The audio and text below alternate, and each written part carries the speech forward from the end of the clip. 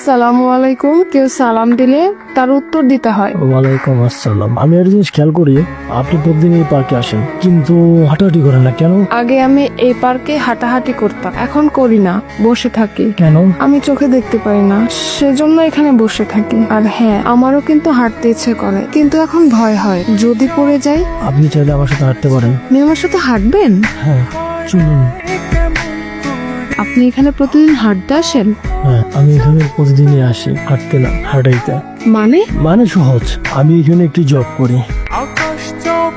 আপনি এখানে কোথাও যাবেন নাকি? কে আপনি? আমি এই পার্কের ছেলেটা। ও আপনি?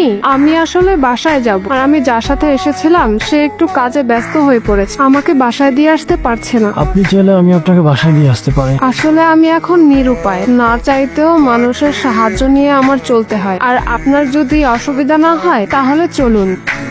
আপনার নামটাই তো জানা হলো না।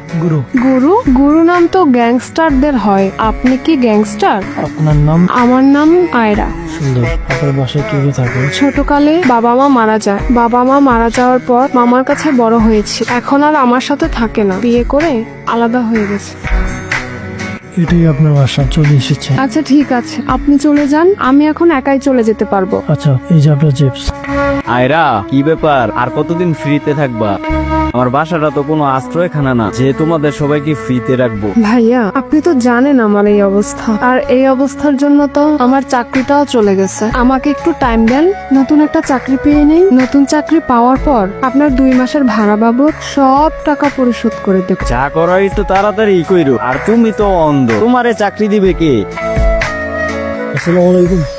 সালাম দিলে সালামের উত্তর দিতে হয়। ওয়ালাইকুম আসসালাম। আমি আসলে অন্য কিছু নিয়ে ভাবছিলাম তো, সেজন্য আপনার কথা শুনতে পাইনি। আপনি তো আগে চোখে দেখতে পেতেন। আচ্ছা, কি হয়েছিল? আজকে 2025 15ই ফেব্রুয়ারি, ঠিক 7 মাস আগের কথা।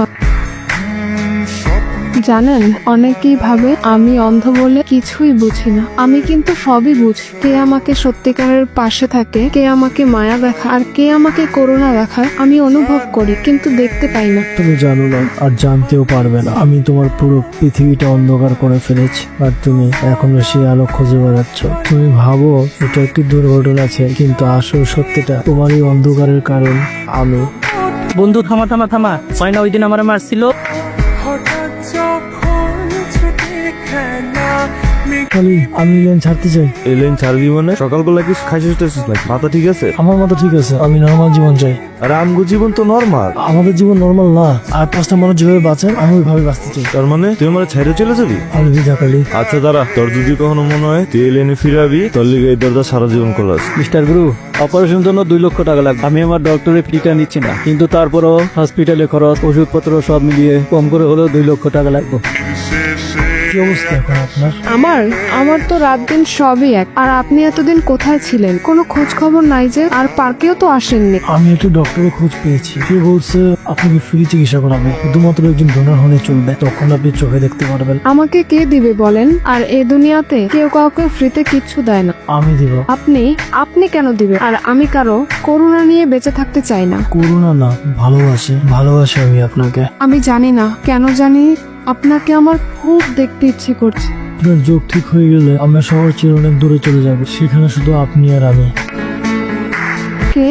গুরু, তুমি চলে এসেছো? না, আমি কালি। কালি? আমি গুরুর বন্ধু, ভাইও কইতে পারেন। এক সময় গুরুর দুনিয়া বলতে আমি ছিলাম, পরিবারও আমি ছিলাম। এখন গুরুর নতুন পরিবার হইছে, নতুন মানুষ হইছে,